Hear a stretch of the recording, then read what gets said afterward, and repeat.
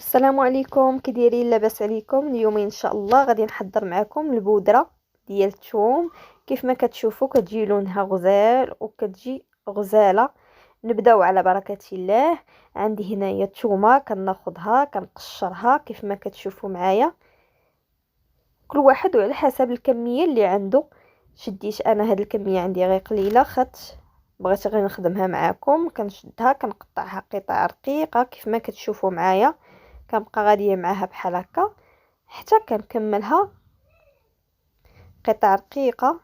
بالنسبه للناس اللي كيطيح لهم طونسيون، يا اما يتفاداوها يا اما نعطيكم طريقه اخرى تخدموا بها. بحال انايا طاح ليا طونسيون ما قديتش نكمل، ولكن كملتها باش نتقاسمها مع خواتاتي.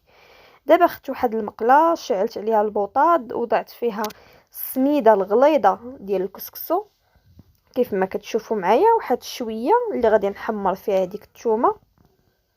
دابا غناخذ الثومه غنوضعها فيها وغندي مره نبقى نحرك حتى تنشف ليا الثومه، يولي اللون ديالها ذهبي كيف ما غتشوفوا معايا.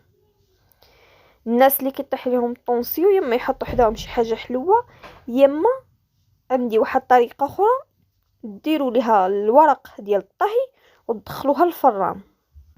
غير الثومه بوحدها بلا ما ديروا معاها السميده، توضعوها في الورق ديال الطهي وتدخلوها الفران وتخليوها حتى تحمر صافي، وتخرجوها تخليوها تحمر بحال هكا، كيولي اللون ديالها ذهبي زوين.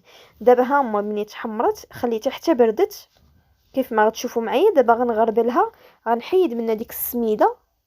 ها نتوما كامله ديك السميده كلها غادي نطيحها لتحت، غتحيد وغادي تبقى عندي غير الثومه. دابا هذيك الثومه غادي ناخذها وغادي نطحنها مزيان كيف ما غتشوفوا معايا. غادي نيلها هنايا، راه كنحاول نحيد منها ديك السميده اللي بقات، راه كتجي مقرمشه كيف ما كتشوفوا لونها غزال كيجي، وكتجي كتصدق غزاله البنات، غير جربوها. ها نتوما دابا ملي طحنتها غناخذها غنغربلها، وها هي وجدت معانا الثومه ساهله وغزاله كتجي. كنقدمها لكم، واللي بغى يتفادى هكا بالمقله يوضعها في ورق الطهي ويدخلها للفران، راه دغيا غادي توجد معكم البنات وتجي غزاله. وما نكرهكمش تدعموني وديروا لي شي تعليق زوين وديروا لي شي لايك ومرحبا بكم في قناتكم.